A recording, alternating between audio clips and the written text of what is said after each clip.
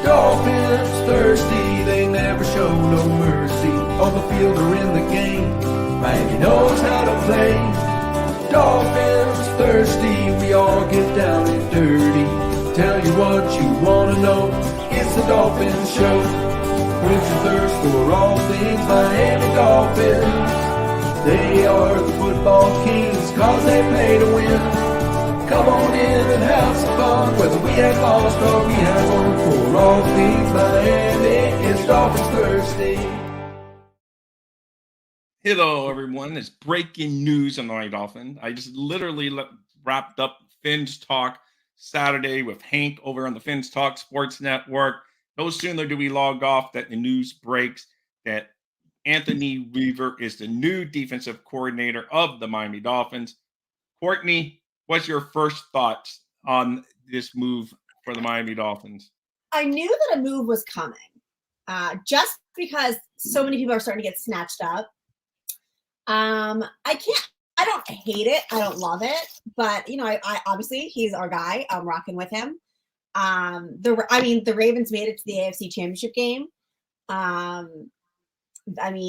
Their defense kind of allowed Patrick Mahomes to win that game, but I'm excited. We'll see what he brings. I'm interested to see his kind of like philosophy and if he's going to continue on, with what Fangio was building down there, or if he's going to come in with like a completely different scheme. That's really what I need to know. That's the question. Right. That's what we all need to know. What scheme is he going to play? Hopefully the players like him.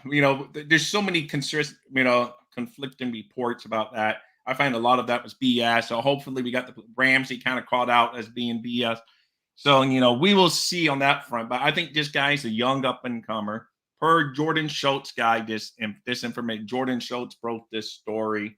And he said that the Ravens were trying to keep him, but the Dolphins got the deal done because they view him as a up-and-coming young coach that is on the rise. So that's good, at least, if that's all true. So at least we got someone that's on the rise.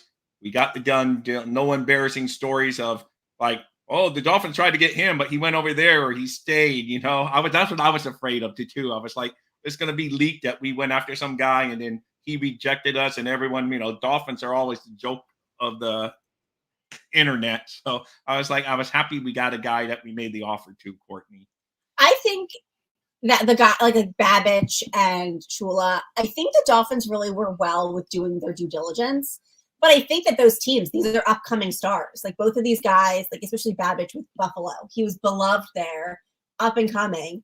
So I think that it could have been used for leverage, but I think also, Buffalo probably realized that he's an upcoming and they wanted to keep him. So I don't see anything wrong with that. I see nothing wrong with casting a wide net and bringing, as many in as you can to see if it's a fit. But I can also understand that not wanting to lose.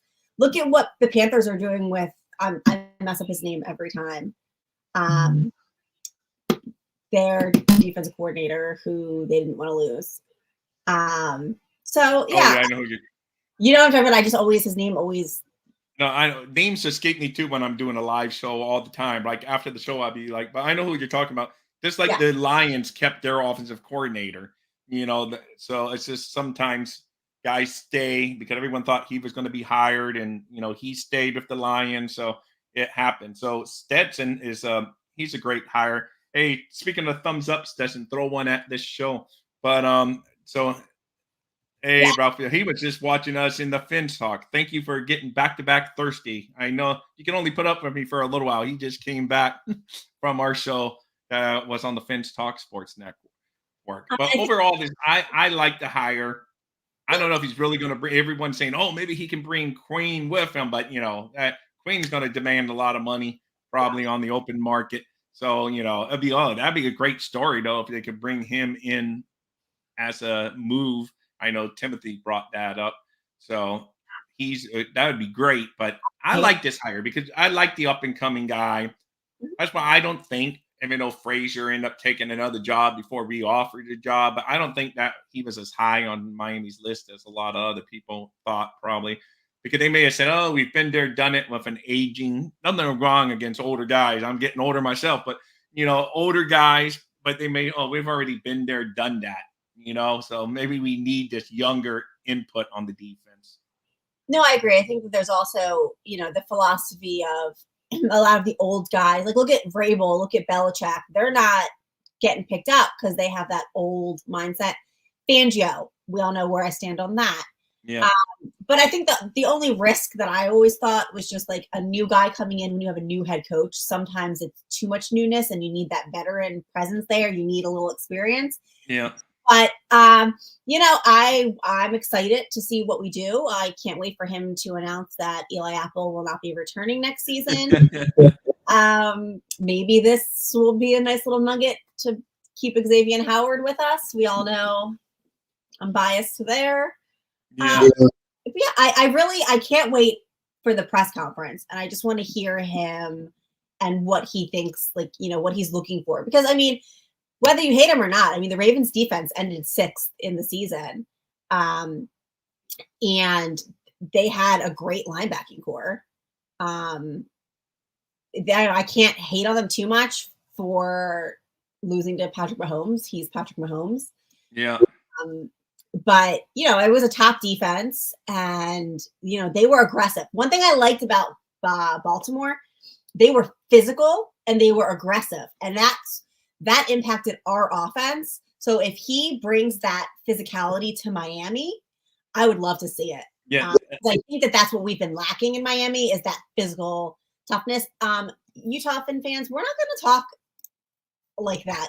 I was hoping you didn't see that one. I wasn't gonna highlight it. Somebody mentioned Xavier, and I'm right there. I'm locked in. But here's one that you can agree. Eli was a bad apple. There you go. So we will go with one that you can agree on. So unless he takes the vet, he's definitely not going to do that. He's definitely not going to do that. No, he won't. So, and if they do cut him, it's not going to be until after. They can cut him right away, but it's not going to be until after June 1st, and you don't even get to use that money up until June. So that's kind of freak. Man, your Catman scared me for a minute up there. I was thinking it was like some ghostly figure coming out. Well, he's a gray cat, so I trip over him all night long because in the dark that he's under your feet, constantly tripping over him. His name is that's funny. Yeah. But I was like, man, what's that moving? So overall, this is a good hire. What we know about him, he's relatively young. He began his coaching career with the Jets as their assistant defensive line coach, and that's back as 2012.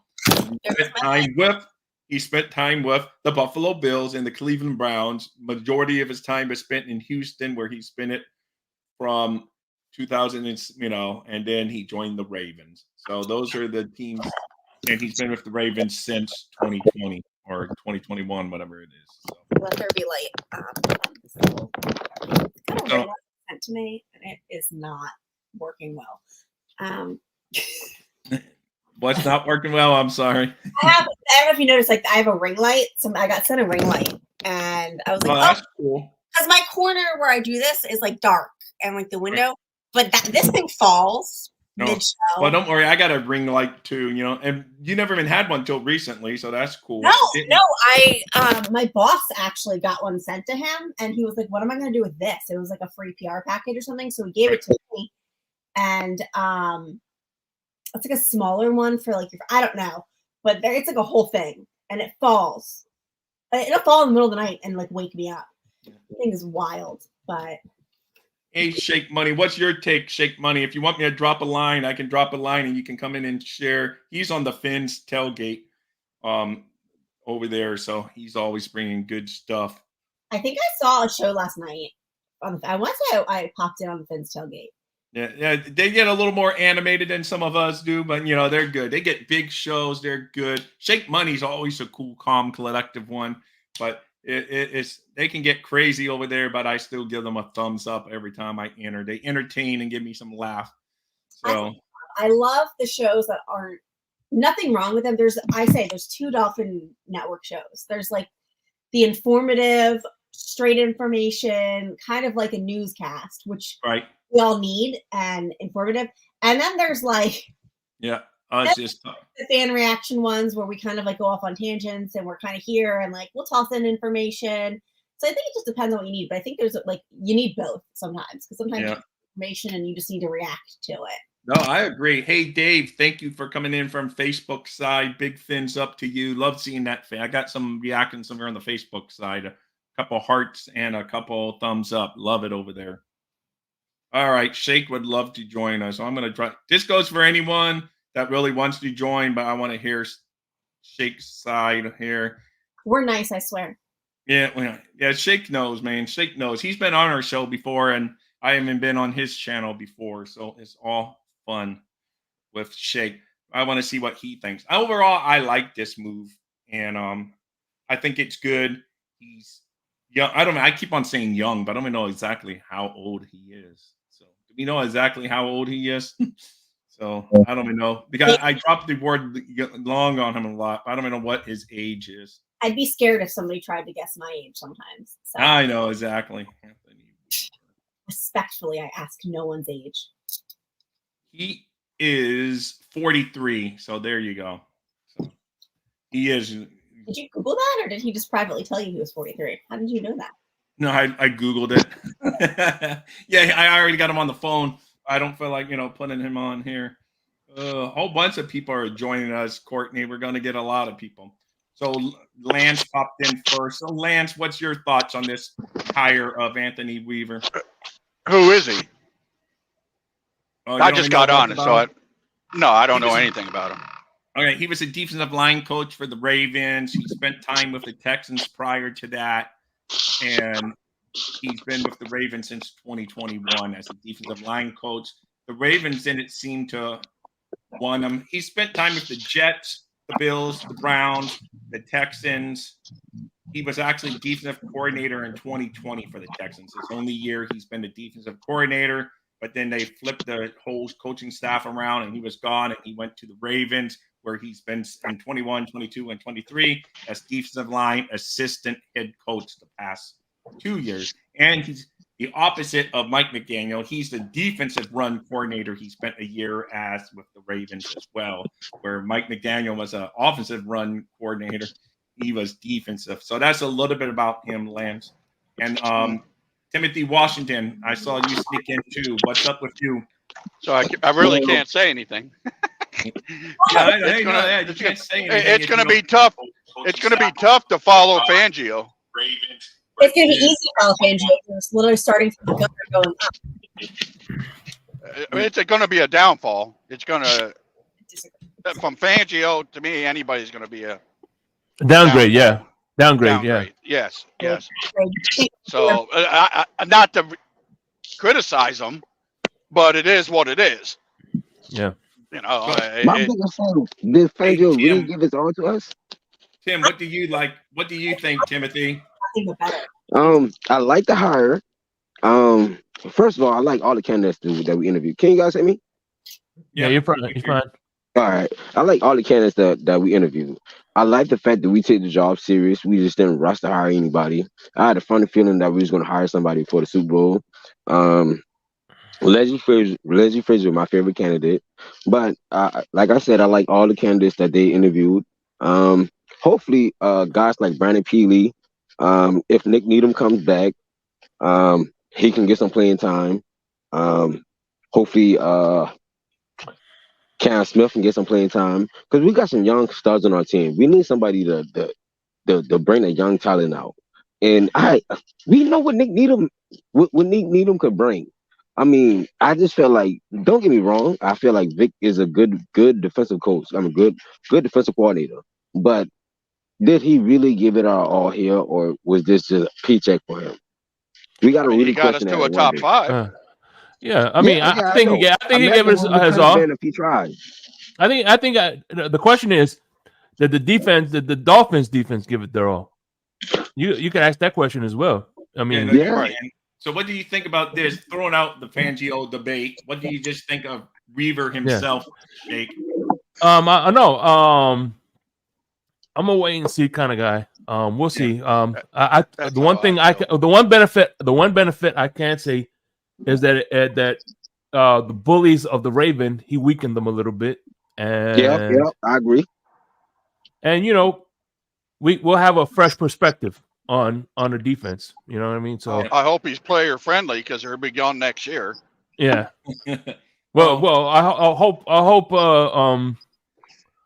whatchamacallit, damn it, our head coach gets his act together, because either way he's going to be gone next year. No, that's the thing. If he's gone, everyone's gone. And Chris Greer. Weaver may actually get some head coaching attention. He did this go around, so he didn't get hired, but he could very well be one and done because he gets a head coaching job next year. Yeah, that's true too. Yeah, and let's see who the head coaches are next year. They'll do.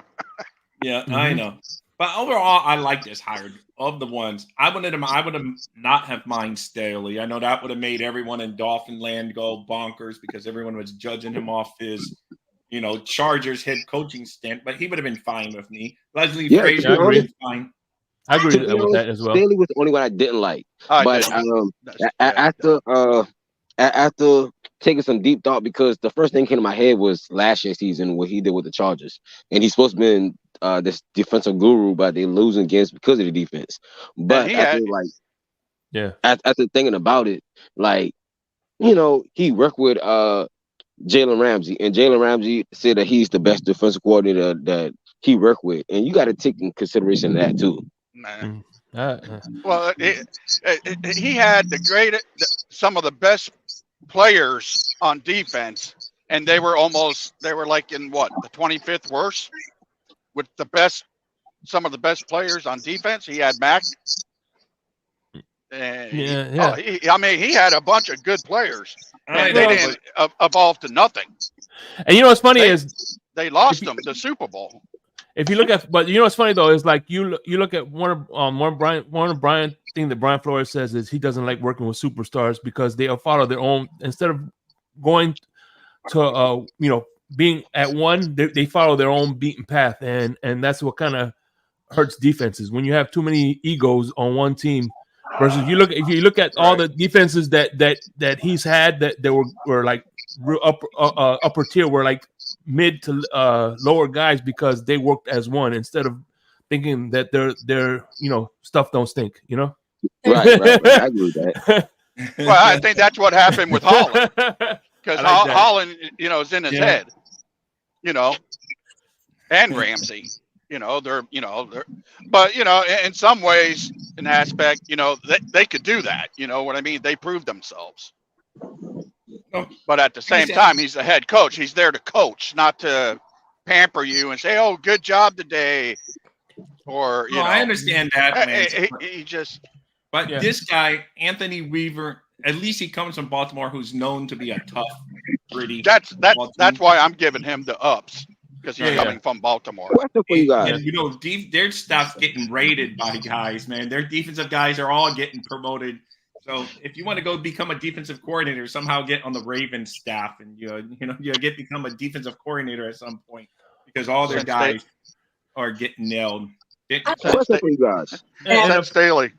And if you look at Vic Fangio's previous defenses, he's mostly his featured guys are in the front seven. You really don't equate secondary with Vic Fangio. He's more of a front seven heaven friend versus like Belichick was a back end guy.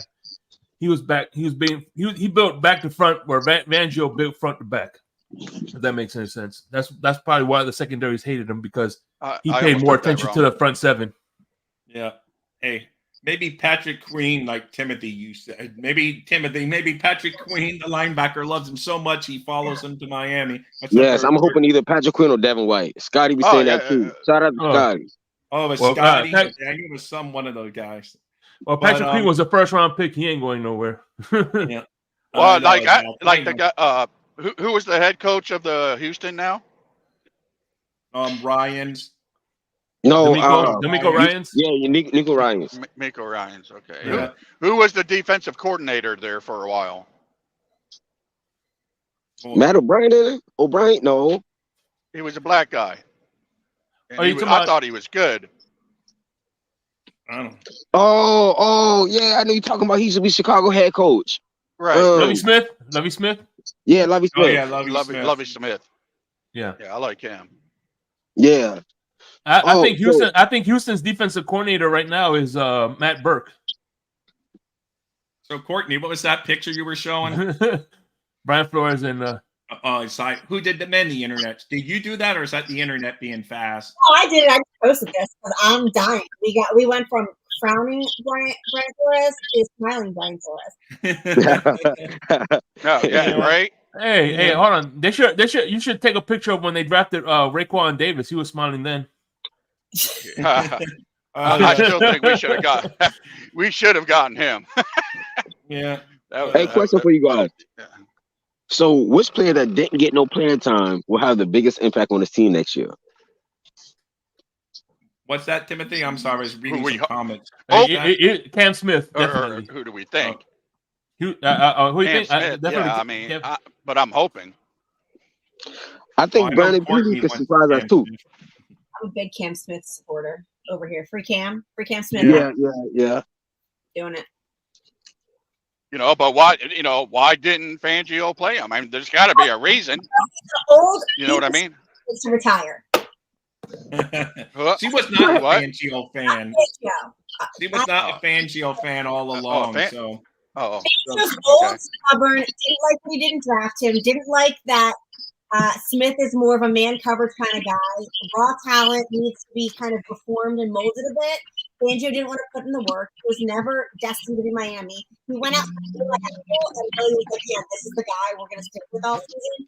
He laughed consistently, got burned, couldn't cover anybody, gave up big plays. And they had to make a change because Fangio was halfway out the door texting with the Eagles. I want to hear it. No slander. I do not want to hear it. They threw him out to the scout team and said, we're not going to develop you for the year. Good luck next year because my ass won't be here.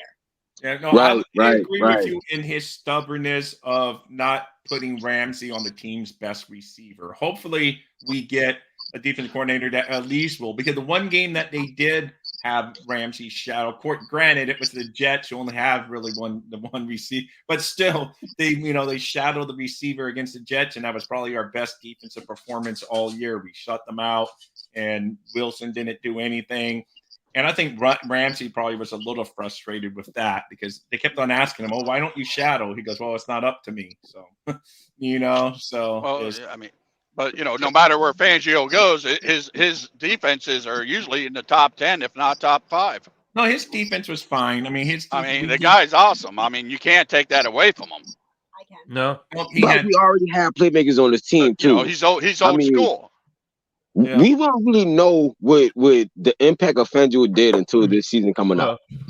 Well, I tell you what, this time next year we'll build the telltale sign. We'll see how Philly defense works, and we'll see how our defense operates. And that's for sure, because Philadelphia is just defense. And they have a lot of players over there. And in the shortest, and in the shortest time he made that defense really great.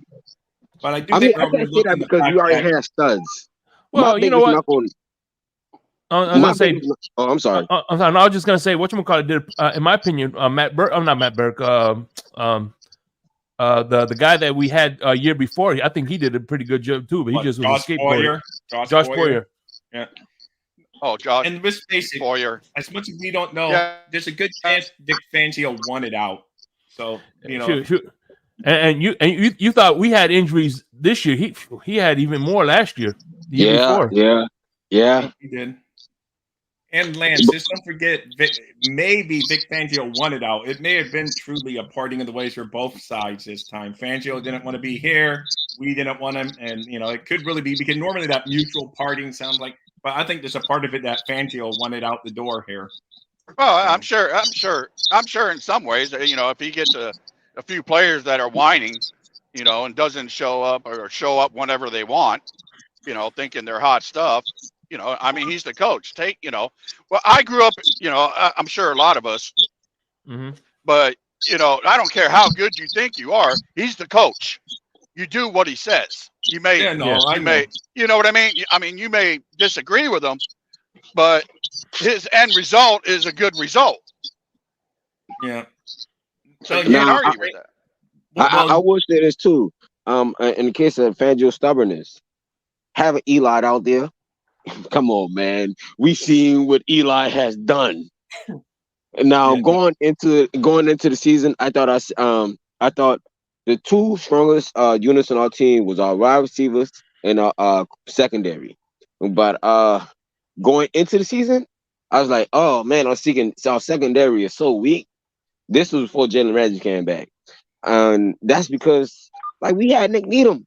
I never understand why we didn't never use some of our talent that we had, man. Yeah, no, I agree. I mean, but yeah, I agree. But at the same time, we don't know. We're not there and at their practices to understand why. But Yeah. I'm with Courtney in the fact that they should have tried the rookie Cam Smith. And if he bombs, he bombs. But Cater Kohu was getting cooked at times. Eli Apple was getting cooked at times. Why not at least try him? Maybe he's just one of those practices that's not the greatest practice player, but on game day he shows up and he balls out and he's a go-getter because, Well, yeah, I mean, I Preach, think we'll Steve find Malloy. out this year. We'll find out this year, I believe. I mean, I love Steve Malloy's comment right there. you couldn't have been worse than Eli Apple was. Cater Code. They also didn't switch it around. Ramsey was bored most games. He didn't change it. Vic Fangio doesn't have an aggressive defense, and I credit any success on our defense to player talent versus the scheme that was called versus the personnel that was put in. I think that front getting pressure, that's their pure talent. I don't give Fangio putting Melvin Ingram in coverage. Also, I'll never forgive him for that move. I don't care. Yeah. And the one reason I disagree with you because we held Buffalo to 14, 3 turnovers with no defensive talent. Yeah, at all. That's true. That was true. They had done a good game against Buffalo. That I agree. They had a good last game against Buffalo. The defense did. The offense did. And I differ to say that we had more talent the first game when we gave up more points than the second game. So you know what I mean? And I think we would have been a top 2 defense if we didn't get hurt as much. And I can say that like some players, Fangio just bring out the best in like Jerome Baker. This the best Jerome Baker played, in my opinion. I mean, you guys may have your own opinion, but in my opinion, Jerome Baker played Chubb too. But Chubb was a bad trade. No matter the effect, it was now worth a first round and a third round pick because his output. I mean, I know he got hurt, but his output still wasn't worth a first and a third round pick. Well, he was. I think he was approaching double-digit sacks too. Yeah, he was going to get some sacks, but I still agreed it was a hefty price, and the money you have to pay him was kind of where we are now in the salary cap match. So Smith, he had asked what player did Fangio make better on this defense. So Timothy, you answered that. So thank you. So, and I know Wilkins put up his best sack numbers this year ever. So but his tackles numbers went down though. But the sacks count more. His tackles went down, but his sacks went up. Yes, 100% right. But maybe that's his scheme thing where he was able to get more pressure. But who knows? But his tackles did go down. He also plays. That's the one thing good about Wilkins, and that's what will hurt if we lose him because he's like someone that you can just pencil in. Man, he plays more snaps than most defensive linemen in the whole NFL every single year. So. And being that we got a defensive line coach, maybe he might coerce. Maybe that would help. Saying that Christian Wilkins might stay because defensive line. We got a defensive line coach. Maybe that will. I don't know. I feel like Wilkins outpriced himself. Wilkins, AVG, like a lot of these guys, man. Like I don't think they're coming back. I think they're gonna get the paycheck. So Free Cam Smith. I like that. So yeah, that's Courtney's line. Hey, but I tell you what, if Boyer was here, Cam Smith would have played for sure because Cam Smith was a secondary guy for sure. He's the one who found Nick Needham. He's the one who found Cater Kohu. So he was one of those guys that was able to find those undrafted gems for us. No, I don't know. You're right. We do get some undrafted, like Nick Needham. He might be gone, unfortunately, but we'll see. I mean, he likes the Dolphins supposedly, so that's good. But it's all going to come down to money, and we do find some undrafted gems, which we're going to have to do again this year because we got lack of draft picks again. because we got a first and a second, but no third and no fourth. That's a long time to go without picking talent on a team that needs younger players to fill in for some of these higher price guys. And 305 Sports Now says we have to be patient. We're going to make mistakes, but our defense will play well depending on the personnel we put on the field. And so there's a lot of coaching versus personnel debates, like, and that was always, is it Belichick? Is it Brady? Brady proved it was Brady. So, so that's how it goes. The defense is going to be stripped, in my opinion, and Weaver will have to be building it up cheap. I know, because you're right. AVG, Wilkins, and then Hunt's on the offense. But yeah, we may lose both AVG and Wilkins from that defense. Yeah. I think Hunt is the most important to bring back. Keep that right side the same. Yeah. I really want us to get that Jackson Powers from, is it Oregon? I have my eye on him for the draft. Oh yeah, I think the whole Dolphins fan base loves that guy. So they love him because he's out there. And then of course, like, he's okay, but he was injured. I'm like, yeah, Dolphin fans base falls in love with a guy, and then the next report you hear he's injured on the. We saw that went down, and he was like, sold. This is my guy. Injury? Sold. Yeah, I know. So I was like, really? The one guy we like. He says need him signed, but no, he's a free agent going into this year. So we were talking to his mom actually. So, and she was saying he's a free agent. But guys, whoever said we have to wait, that's what we do. We have to wait. We're not going to know, because every year, and like every 3 years, when the Miami Dolphins hire their coach, we all get won over by that first press conference, and we say, "Oh, we're run through a wall through this guy. This is the guy." And then a couple of years later, people are already ready to throw Mike McDaniel out to the wolves, and with the trash heap. Yeah, it's just but just a couple of years ago, a year or so ago, he was like the flavor of the moment. Everyone loved him. He was so cool. He was like this fun-loving guy. Now here we are, no playoff wins 2 years later, and people are ready to get rid of him. So I still like him. I don't know. I know Shake, you may not like him that much. Where do you stand on McDaniel? I still like him. I just two things he needs to do this year: either give up play calling or get better assistant coaches for timing for time management and challenges. Yeah, no, you're right, 100% on that. And then, yeah, I agree. All right, I know. Off real quick. I promised Bobby I would hop over there. What's that, Courtney? I said I'm hopping off real quick. I promised Bobby I would hop onto his at 2. All right, no problem, man. So thank you, Courtney. It was good talking with you, Courtney. All right. Have a good one, Courtney. Later, guys. Okay, bye. So no, but no, I agree. I always liked I like him. I think he put together a great offense, best offense since the 80s, and he's relatable. But like I said, that's the one knock on him, the attention to detail. Where Flores was the opposite. He was attention to details, penalties. He needs to clean up the penalties and the time challenges and time management. That's pretty much it with me. In-game adjustments. I agree on those for sure. The challenge, they really just need a guy that's his whole job, because they got video coordinator jobs, they got like special assistant to the equipment manager, coach job, they got everything. Why not have a guy that just sits there and sees things and instantly get it down? Hey, you're gonna have to challenge that, or sometimes, and then sometimes no, that's coach, that's not, because it's hard for him to know because he's on the field doing all of his things. So someone in the group, I know they have those guys, but we may have to change our guys up because they don't get them in there quick enough, obviously. So, I agree on that. And the time management, I had thought it got a little better this year, but then, it kind of fell off, unfortunately. I feel like that's because of the emotions. We use too much emotions, man. Because with all emotions, sometimes we barely got time enough to.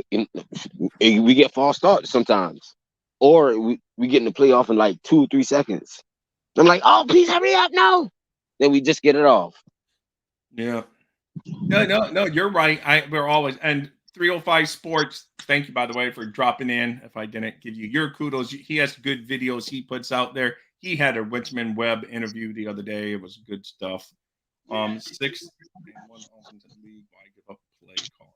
Yeah, I know. I see no reason why he should give. I think he should do the play calling, but but I do agree with him on getting plays in quicker and getting better time management on the clock for sure.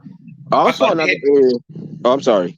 No, I was just gonna say I thought they had cleaned it up, but then in the end of the year we had a couple mishaps again on getting that play clock down where you're like screaming at the TV for them to snap the ball.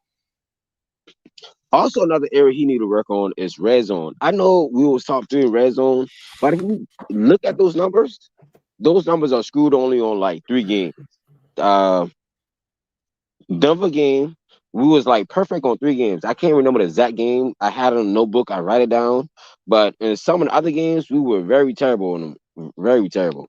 I know we were good in red zone with the Kansas City playoff game. We held them to 3 field goals. Yeah. No, I talk about offense. He's talking about our red zone offense. Oh, yes, Neil. Yeah. The red. Of course, when in doubt, throw a fade pass. Right. When in doubt. Right. Sorry. Yeah. No, it's true, man. That fade pass. It's just. And it's because we don't have. If we have a big receiver, it makes more sense because Tyreek Hill.